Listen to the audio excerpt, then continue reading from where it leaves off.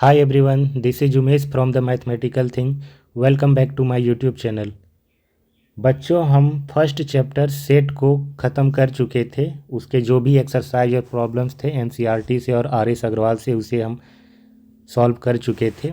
आज हम एक न्यू चैप्टर स्टार्ट करने वाले हैं एनसीईआरटी का चैप्टर 2, जिसका नाम है रिलेशन एंड फंक्शन।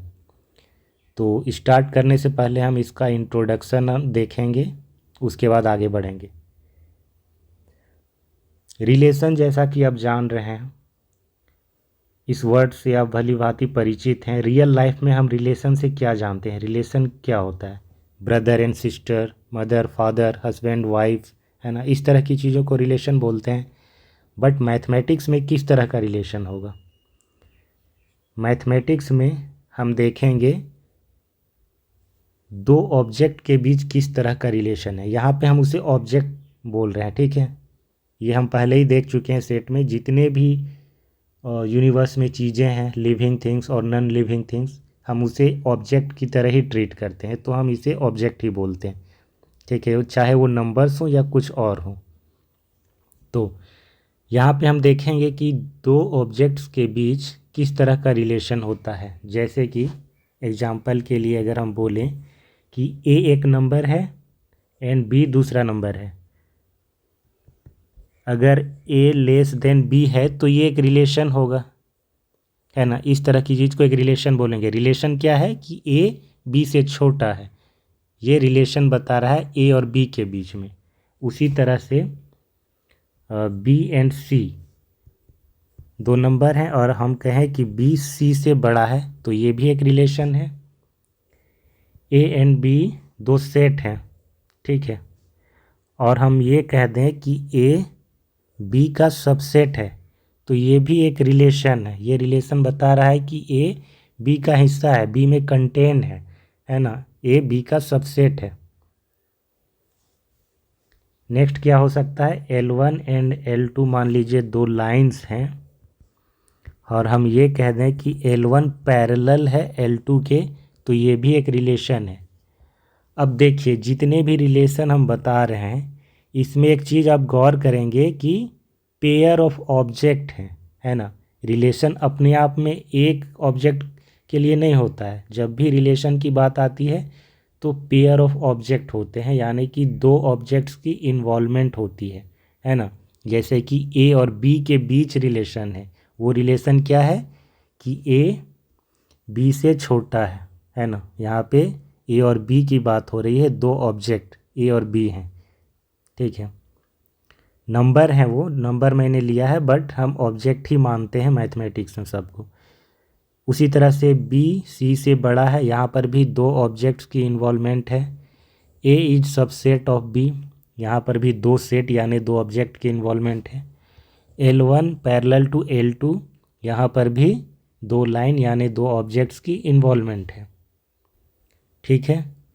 तो रिलेशन के लिए दो ऑब्जेक्ट्स की इन्वॉल्वमेंट ज़रूरी है, साथ ही साथ एक ऑर्डर में होना चाहिए, एक सर्टेन ऑर्डर में। यहाँ पे हम बोल रहे हैं कि ए is less than B.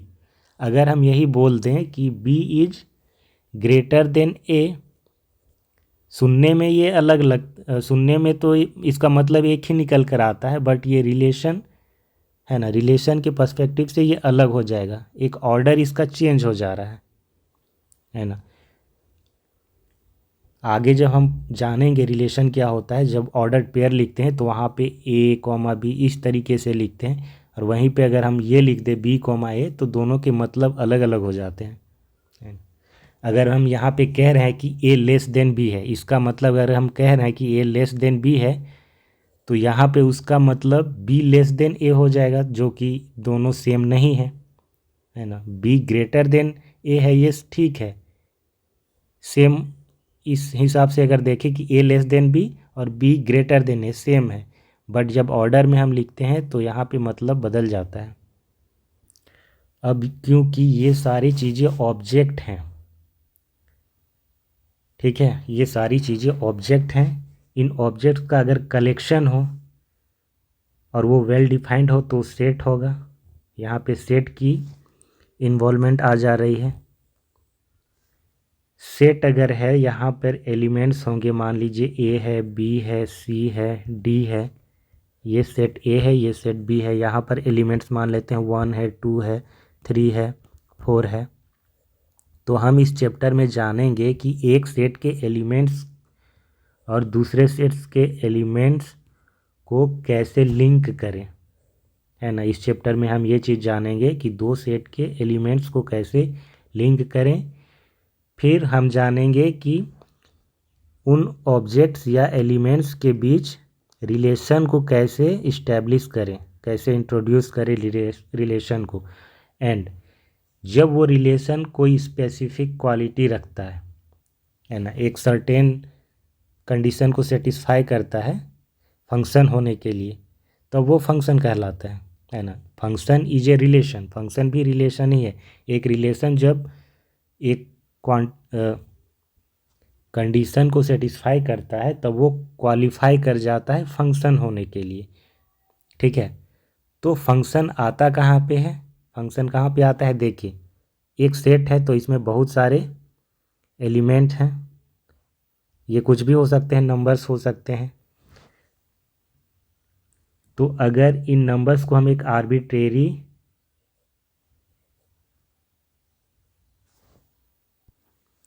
Notation ले लेते हैं एक्स और इससे डिनोट कर रहे हैं, तो ये एक्स सारे एलिमेंट को रिप्रेजेंट कर रहा है। तो हम कह सकते हैं कि एक्स का जो वैल्यू है वो बदल रहा है, एक बार ए होगा, बी होगा, सी होगा, डी होगा। अगर एक्स का वैल्यू बदलने से बी का वैल्यू चेंज हो रहा है ना, अभी इनके बीच में रिलेशन है, इनके बीच में रिलेशन है। अगर एक्स का वैल्यू बदलने से बी के भी वैल्यू बदल रहे हैं तो यहाँ पर फंक्शन अराइज होगा, फंक्शन की इन्वॉल्वमेंट आएगी। तो फंक्शन कहाँ पे इन्वॉल्व होता है, जहाँ पे चेंज होता है, क्वांटिटी जहाँ पे चेंज होती है वहाँ पे, ठीक है, समझ गए। जो क्वांटिटी चेंज होती है वहाँ पे फंक्शन अराइज होता है। अगर मान लीजिए कि x+1 एक एक्सप्रेशन है, ठीक है, x+1 एक एक्सप्रेशन है और हम x का वैल्यू बदल बदल के दे रहे हैं। x का वैल्यू एक बार 1 दे रहे हैं, 0 दे रहे हैं, एक बार 1 दे रहे हैं, 2 दे रहे हैं। तो ये जो पूरा एक्सप्रेशन है इसका वैल्यू चेंज होगा, और चेंज किसके अकॉर्डिंग होगा, x के चेंज होने के अकॉर्डिंग होगा।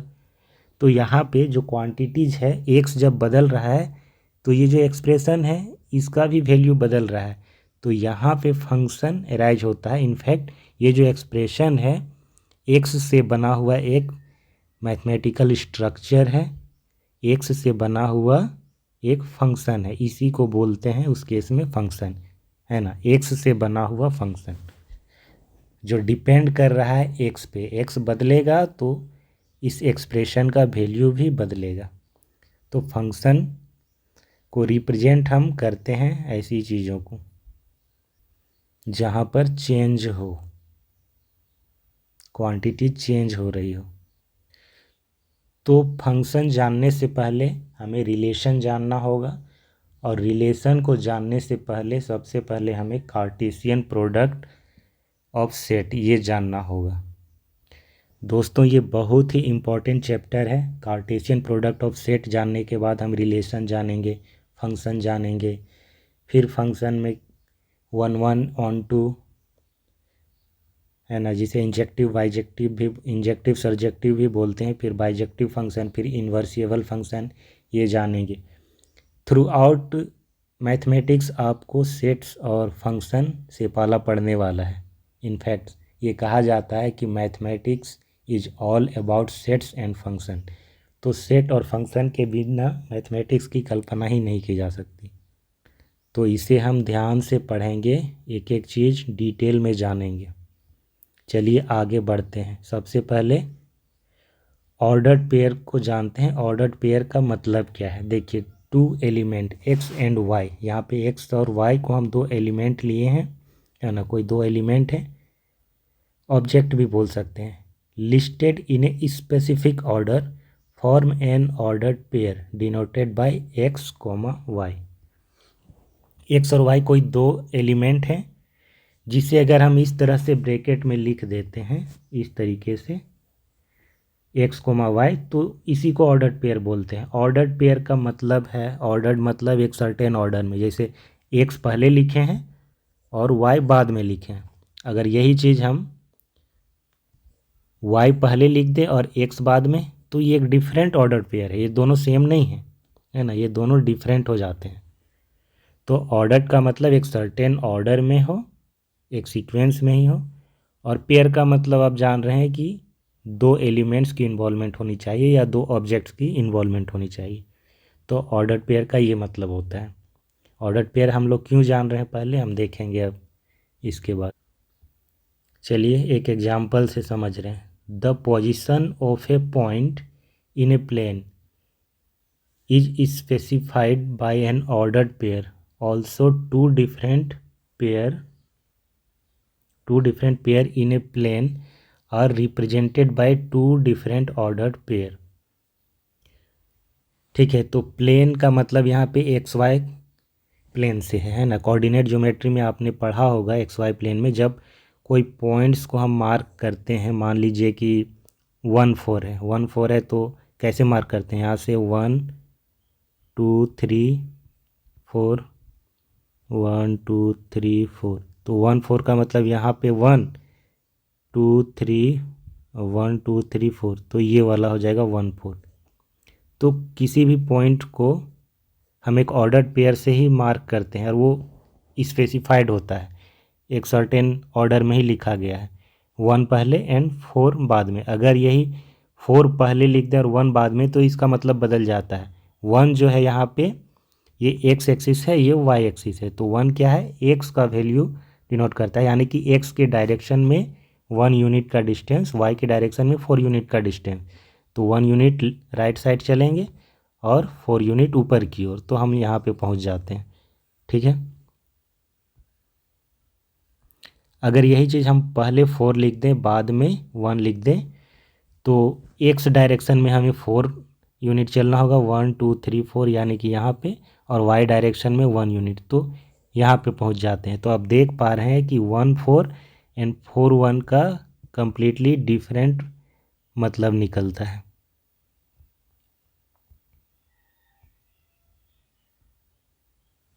ठीक है, तो ये आप समझ गए। एक पॉइंट को किसी प्लेन पे स्पेसिफाई करने के लिए एक ऑर्डर्ड पेयर की ज़रूरत पड़ती है। अगर टू डिफरेंट पॉइंट हैं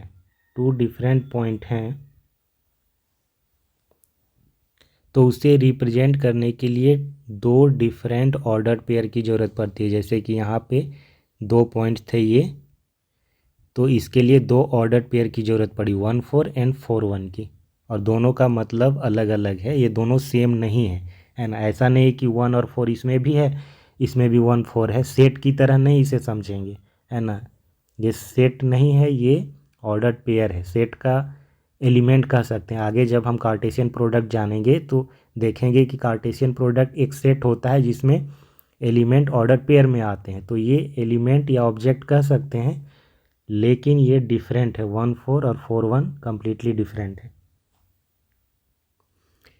इन जनरल सेंस में हम कह सकते हैं कि ordered pair x y not equal to y x होता है, यानी कि अगर हम उसका पोजीशन को रिवर्स कर दें या उसका ऑर्डर को ही चेंज कर दें, जैसे कि यहाँ पे किया गया है एक्स वाई, यहाँ पे वाई एक्स को रिवर्स कर दिए, तो ये दोनों इक्वल नहीं होगा, दोनों का मतलब अलग हो जाता है।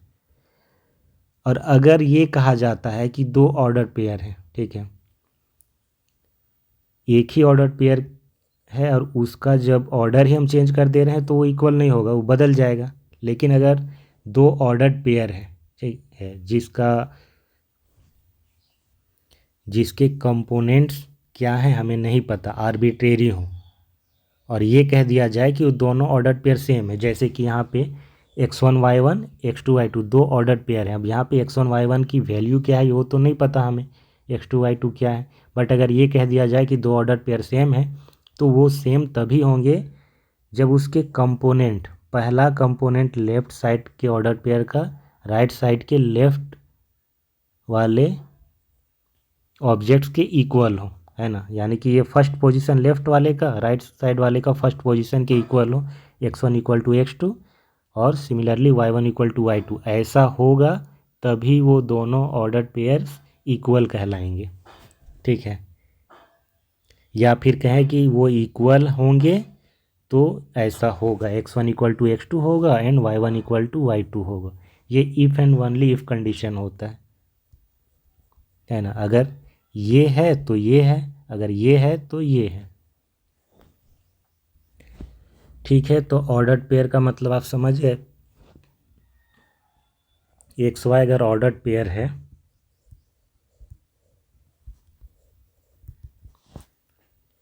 x and y are its components, है ना। x और y को क्या बोलेंगे, कंपोनेंट्स बोलेंगे, है ना। ऑर्डर्ड पेयर अगर एक्स वाई है तो x और y को उसका कंपोनेंट बोलेंगे, उस ऑर्डर्ड पेयर का। ठीक है, हम आगे बढ़ते हैं, एक एग्जाम्पल देखते हैं। Find the value of a and b if, पहला क्वेश्चन, a-2 कॉमा b-3 एक ऑर्डर्ड पेयर है जो कि इक्वल है 2,3 के। ठीक है, हमसे ये कह दिया गया है कि ये जो ऑर्डर्ड पेयर है लेफ़्ट और राइट वाला, ये दोनों सेम है, इक्वल है, तो a और b का वैल्यू फाइंड आउट करना है। a-2 comma b-3 is equal to 2,3। ये ऑर्डर पेयर जब सेम है, दो ऑर्डर पेयर, तो ये कब होता है, दोनों सेम कब होता है, इफ़ एंड ओनली इफ़। ये जो सिंबल है इफ़ एंड ओनली इफ़ का सिंबल है। हम इसे ऐसे भी लिख सकते हैं या फिर हम इसे ऐसे भी लिख सकते हैं। ठीक है, तो दो ऑर्डर पेयर इक्वल कब होते हैं, जब उनके कंपोनेंट कॉरेस्पॉन्डिंग कंपोनेंट बोलेंगे। ठीक है, कॉरेस्पॉन्डिंग का मतलब इसका पहला इसके पहले से सेम होगा, इक्वल होगा। a-2 इक्वल होगा 2 के एंड b-3 इक्वल होगा 3 के, b-3 इक्वल टू 3। ठीक है, ये दोनों ऑर्डर पेयर इक्वल तब होंगे जब उनके कंपोनेंट कॉरेस्पॉन्डिंग कंपोनेंट इक्वल होंगे। तो वो रूल हम अप्लाई कर देंगे। यहाँ से हमें क्या मिलेगा, a equal to 2+2 and b equal to 3+3। So a equal to 4 and b equal to 6 will be the answer first question के लिए।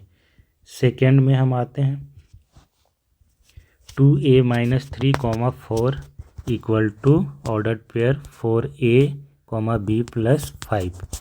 ये दोनों ऑर्डर पेयर सेम है।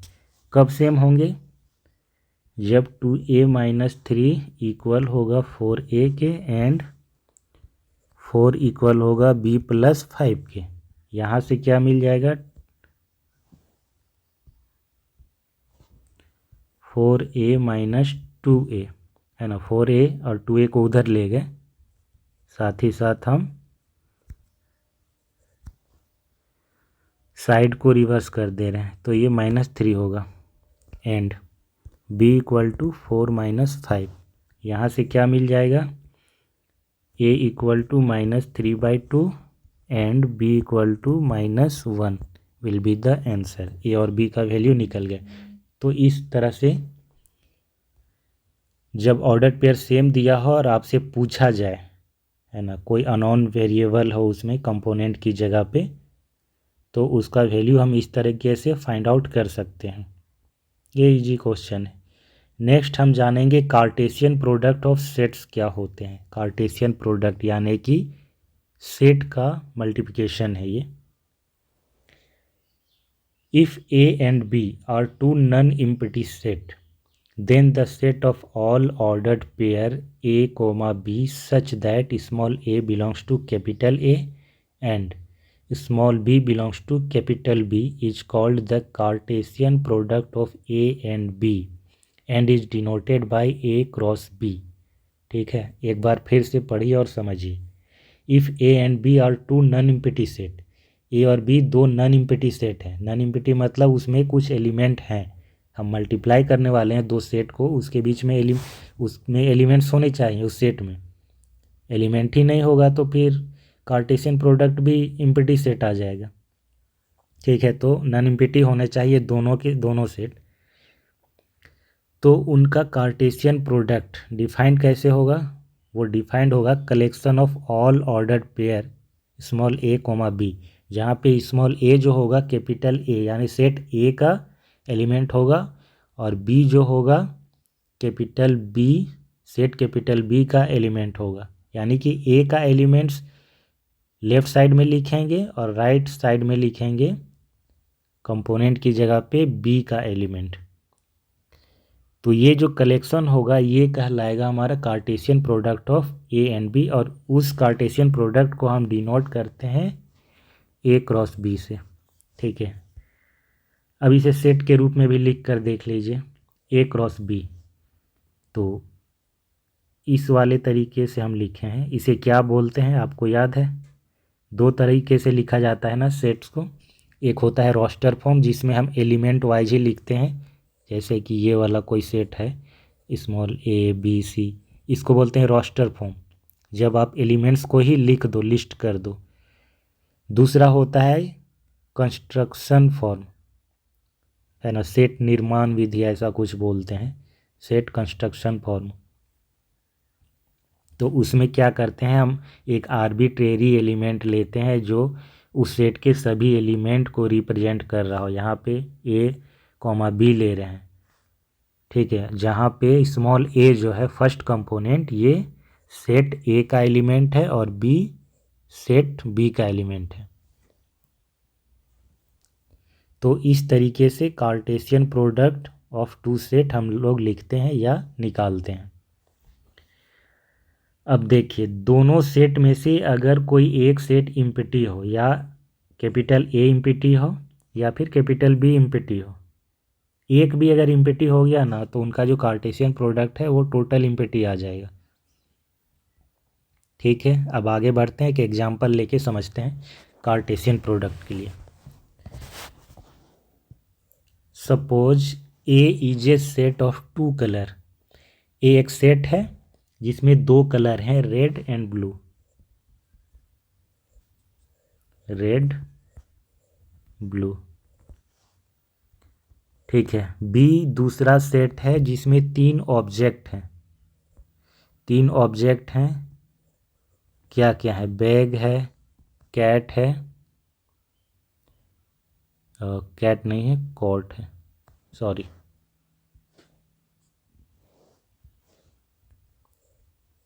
कोट है, शर्ट है, तीन ऑब्जेक्ट है। इसको हम सिंपल बनाने के लिए शॉर्टकट में हम इसे आर लिख रहे हैं, इसे बी लिख रहे हैं, या ऐसे ही रहने दे, ठीक है, ऐसे ही ठीक है, कंफ्यूजिंग हो जाएगा। बी को हम बस चेंज कर लेते हैं इसके सिंबल्स को, बैग को हम बी लिख देते हैं, कोट को हम सी लिख देते हैं, शर्ट को एस लिख देते हैं। ठीक है, अब हमसे पूछा जा रहा है कि how many pair of coloured object can be made from these two set. ये एक सेट है जिसमें कलर हैं, दो कलर हैं, रेड ब्लू। बी एक सेट है जिसमें तीन ऑब्जेक्ट हैं, तो हमको ये बताना है कि कितने कलर्ड ऑब्जेक्ट बनेंगे, यानी कि कार्टेशियन प्रोडक्ट निकालेंगे, इनका ऑर्डर पेयर बनेगा। जैसे कि जब ए क्रॉस बी निकालेंगे तो लेफ़्ट साइड का जो ऑर्डर पेयर में लेफ़्ट साइड का जो कंपोनेंट होता है वो ए का होगा, है ना, ए का होगा, तो उसमें लेफ़्ट साइड एक कलर आएगा, जैसे कि रेड अगर हम लिखते हैं लेफ़्ट साइड तो राइट साइड में कोई ऑब्जेक्ट आएगा इसमें से, जैसे कि बैग अगर आ गया राइट साइड में तो हम इसे क्या पढ़ेंगे, रेड बैग। उसी तरीके से अगर रेड आता है लेफ़्ट साइड और राइट साइड में आता है कोट तो हम इसे क्या पढ़ेंगे, रेड कोट। उसी तरीके से red shirt, blue bag, blue coat, blue shirt. ठीक है, इस तरीके से हमें निकालना है, यानी कि कलर्ड ऑब्जेक्ट बन जाएंगे। तब निकालने का तरीका जानिए, आसान तरीका। हम क्या करेंगे, लाइन वाला तरीका यूज करेंगे। ये एक सेट है जिसमें दो कलर हैं, दो कलर हैं तो हम दो वर्टिकल लाइन खींचेंगे।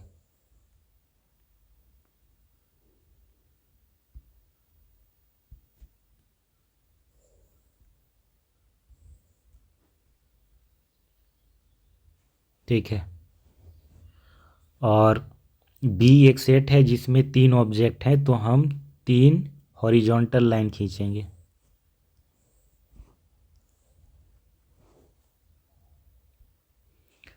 तो ये जो वर्टिकल लाइन है ये रेड और ब्लू को डिनोट कर रहा है।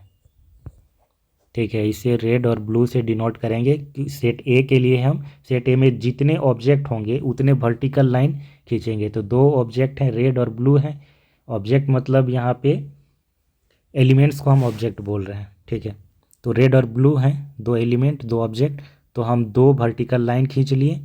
बी एक सेट है जिसमें 3 ऑब्जेक्ट हैं, तो हम 3 हॉरिजॉन्टल लाइन खींच लिए और इनका नीचे से नाम देंगे, ये बी, ये सी, ये एस। अब जहाँ जहाँ पर भी इनका इंटरसेक्शन आ रहा है, ये वाला दूसरा कलर करते हैं,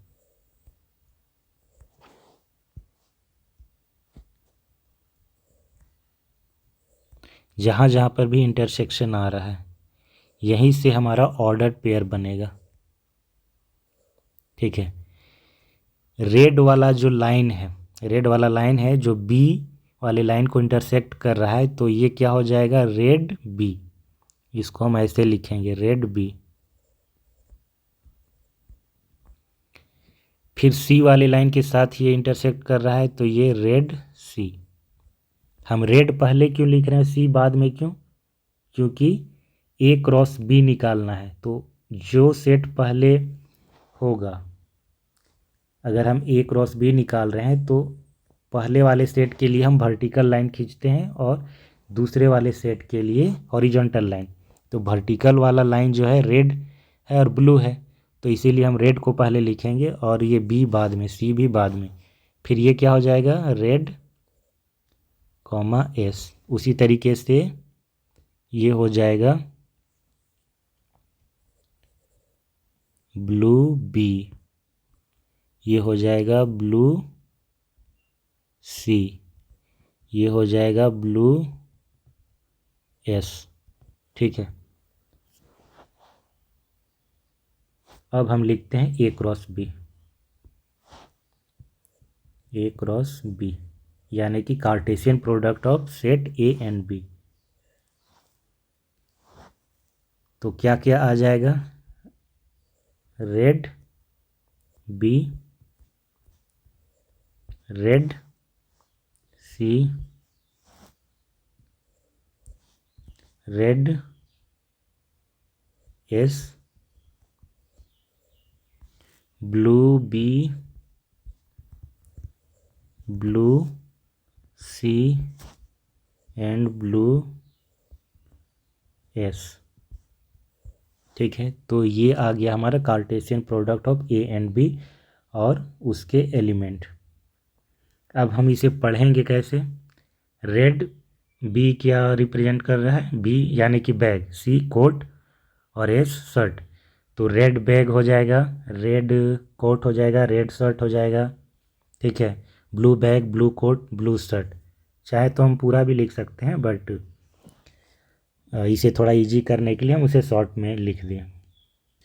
तो इस प्रकार से हम कार्टेशियन प्रोडक्ट निकालते हैं 2 सेट का। ठीक है, ये लाइन वाला तरीका हो गया। लाइन हम वर्टिकल लाइन ड्रॉ करेंगे और हॉरिजॉन्टल लाइन। कई बार इसमें कन्फ्यूजन भी होता है बच्चों को कि किस सेट के लिए हॉरिजॉन्टल लाइन खींचना है और किसके लिए वर्टिकल। तो एक दूसरा भी तरीका है, आइए हम उसको देखते हैं।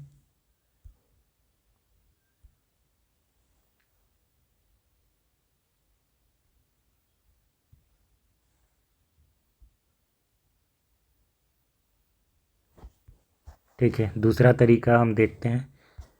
क्या करेंगे, हम 2 सेट ऐसे बना लेंगे।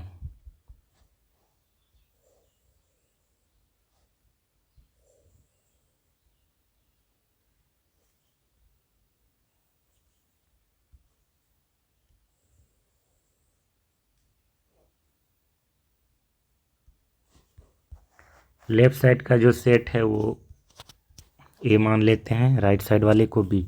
लेफ़्ट साइड वाले का एलिमेंट क्या क्या है, कलर है ना इसमें, तो इसमें लिखेंगे रेड ब्लू।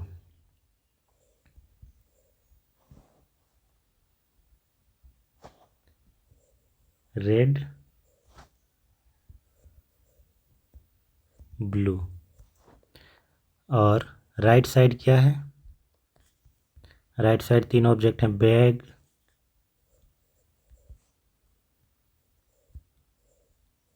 कोट है, उसके बाद है शर्ट।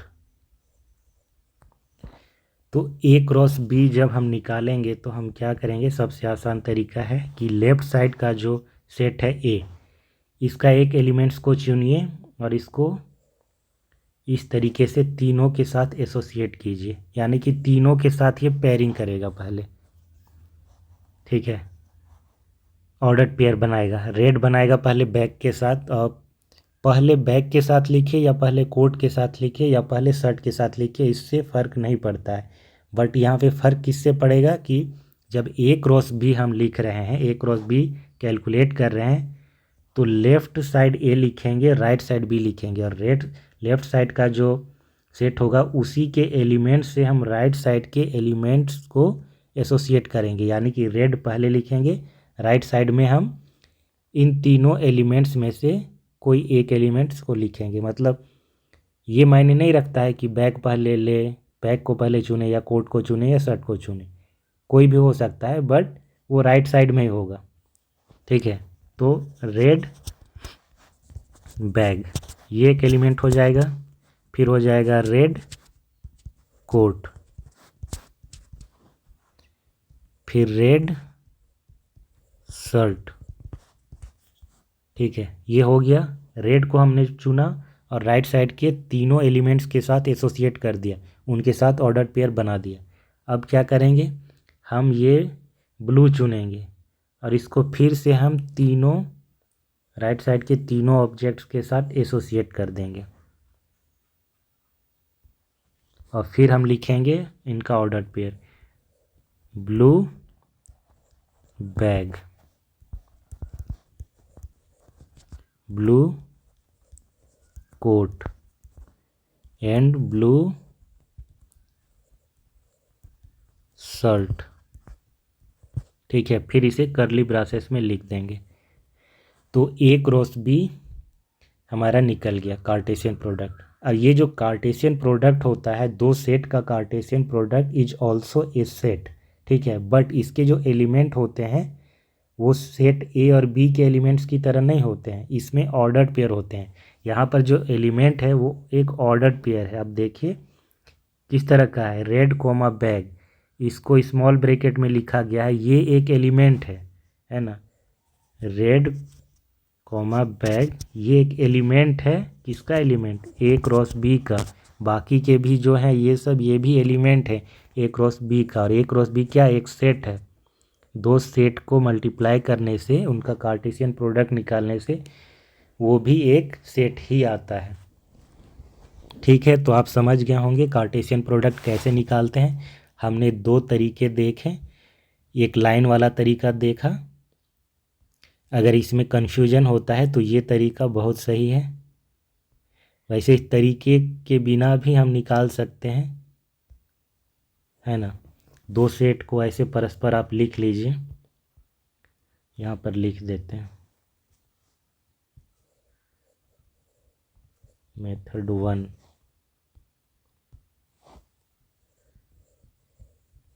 मेथड 2।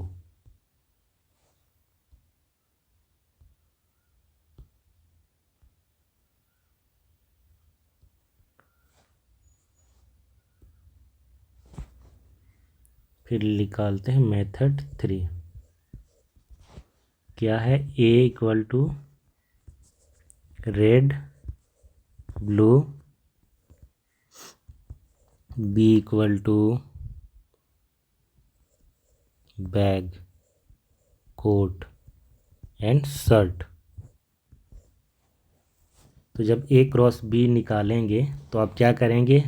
लेफ़्ट साइड जो सेट ए है उसका एक एलिमेंट को राइट साइड के तीनों एलिमेंट्स के साथ इस तरीके से पेयरिंग करेंगे, तो हमें वो सर्कल ड्रॉ करना और लाइन ड्रॉ करने की ज़रूरत ही नहीं पड़ेगी। आप क्या करेंगे? रेड को चुनेंगे सबसे पहले, कोई भी एक एलिमेंट रेड ले लें या ब्लू ले लें, बट लेफ़्ट साइड जो ये जो ऑर्डर पेयर बनाएंगे ना, उसमें लेफ़्ट साइड का जो एलिमेंट होगा वो ए का ही होना चाहिए, ठीक है। तो पहले मान लीजिए कि हमने रेड को चुना, अब राइट साइड हम एक बार बैग को लेंगे, फिर एक बार कोट को लेंगे, फिर एक बार शर्ट को लेंगे, ठीक है। अब हम ब्लू चुनते हैं, फिर एक बार बैग को लेंगे ब्लू के साथ, फिर एक बार कोट को लेंगे, फिर एक बार शर्ट को लेंगे। इस तरीके से हम पेयर बनाएंगे और हमारा कार्टेशियन प्रोडक्ट निकल जाएगा। अब देखिए कार्टेशियन प्रोडक्ट जब हम निकालें तो लेफ़्ट साइड मान लीजिए कि दो हैं, जैसे कि यहाँ पे देख पा रहे हैं रेड एंड ब्लू है, right side bag coat and shirt हैं, तीन ऑब्जेक्ट हैं। लेफ़्ट साइड जो एक एलिमेंट है वो राइट साइड के तीनों एलिमेंट्स के साथ ग्रुपिंग कर रहा है, ठीक है। तो लेफ़्ट साइड का एक एलिमेंट राइट साइड के तीन के साथ पेयर बनाया, ग्रुपिंग किया है ना, 3 बार में, ठीक है। 3 एलिमेंट जनरेट कर गए, 3 ऑर्डर पेयर बन गए हमारे, ठीक है। फिर लेफ़्ट साइड हम दूसरे एलिमेंट को ले लेते हैं ब्लू, वो भी उसी तरीके से राइट साइड के 3 एलिमेंट्स के साथ ग्रुपिंग करेगा, तो फिर से 3 ऑर्डर पेयर बन जाएंगे। टोटल कितने हो जाएंगे? 6, है ना। इसी 6 को हम ऐसे भी लिख सकते हैं, जैसे 3 + 3 2 बार लिखें, तो हम इसी को 3 × 2 कर सकते हैं, 3 × 2 कर सकते हैं, या फिर कहें थोड़ा और अच्छे से लिखें तो 2 × 3 कर सकते हैं, ठीक है। अगर लेफ़्ट साइड एक और एलिमेंट होता है यहाँ पे कुछ, तो वो क्या करता, वो भी राइट साइड के 3 एलिमेंट्स के साथ पेयरिंग करता, उस केस में एक और बन जाता ना, 3 + 3 + 3, 3 बार ऑर्डर पेयर 3 3 करके बन जाते। तो वैसे में 3 × 3 करना होता है ऐसे, ठीक है। तो ये समझाने के लिए बोल रहे हैं, हम 2 ही लेके चल रहे हैं अभी। तो 3 + 3 2 बार, इसी को हम लिखते हैं 2 × 3 और इसका आ जाएगा 6। तो ये क्या आया, लेफ़्ट साइड जितने एलिमेंट हैं, 2 एलिमेंट है, और राइट साइड जितने एलिमेंट हैं उतने का मल्टीप्लाई करने से हमें जो वैल्यू मिलता है, इस केस में 6 है, तो जो वैल्यू मिलता है वो number of element in Cartesian product के इक्वल होता है। यानी कि जो कार्टेशियन प्रोडक्ट हम निकाल रहे हैं उसमें कितने एलिमेंट होंगे, ये फाइंड आउट करने के लिए आप क्या करेंगे, ए में जितने एलिमेंट हैं और बी में जितने एलिमेंट हैं उसको मल्टीप्लाई कर देंगे, तो आपको पता चल जाएगा कि ए क्रॉस बी में कितने ऑर्डर्ड पेयर आएंगे, या कितने एलिमेंट आएंगे, या कितने ऑब्जेक्ट आएंगे। समझ गए? देखिए ए में 2 हैं, 2 कलर हैं, बी में 3 ऑब्जेक्ट हैं। तो इस तरीके से हम अगर ए क्रॉस बी में देखना चाहें तो इसको ऐसे लिखा जाता है NA × NB। ए में कितने हैं? 2 हैं, बी में कितने हैं? 3 हैं, 2 3 6। और ये कैसे होता है, 6 कैसे आया, या बोले कि इसको हम मल्टीप्लाई क्यों कर दिए, ए क्रॉस बी में कितने एलिमेंट होंगे ये जानने के लिए ए के एलिमेंट्स की संख्या और बी के एलिमेंट्स की संख्या को हम मल्टीप्लाई क्यों कर रहे हैं, तो ये मैंने यहाँ पर एक्सप्लेन कर दिया। क्योंकि लेफ़्ट साइड का जो एक एलिमेंट होता है राइट साइड के जितने एलिमेंट होते हैं सबके साथ पेयरिंग करता है, तो उतने सारे ऑर्डर पेयर बन जाते हैं, है ना। इस केस में 3 ऑर्डर पेयर बना रेड के साथ, फिर 3 ऑर्डर पेयर बनता है ब्लू के साथ, और कोई कलर होता तो फिर 3 ऑर्डर पेयर बनते उस कलर के साथ, ऐसे कर करके होता है। फाइनली सबको जोड़ेंगे या नंबर ऑफ एलिमेंट जो लेफ़्ट साइड है उतने के साथ मल्टीप्लाई करेंगे तो आता है। क्योंकि ये रिपीटेशन हो रहा है, 3 + 3 + 3 ऐसे आते जाएगा, जितनी बार रिपीट होगा उतनी बार मल्टीप्लाई करेंगे, ठीक है। तो ये कार्टेशियन प्रोडक्ट भी निकालना हम सीख गए। अब उसमें नंबर ऑफ़ एलिमेंट कितने होंगे और वो कैसे आ रहे हैं ये निकालना हम सीख गए। ठीक है, आज के लिए बस इतना ही। इसके बाद हम कुछ एग्जाम्पल देखेंगे नेक्स्ट लेक्चर में, उसके बाद कुछ प्रॉपर्टी जानेंगे इसकी, और फिर हम बढ़ेंगे रिलेशन की ओर, है ना। तो आज का वीडियो हम यहीं पर एंड कर रहे हैं। अगर वीडियो अच्छा लगा हो तो इसे लाइक करें, शेयर करें। अगर किसी भी प्रकार का कोई डाउट हो तो आप कमेंट सेक्शन में पूछ सकते हैं।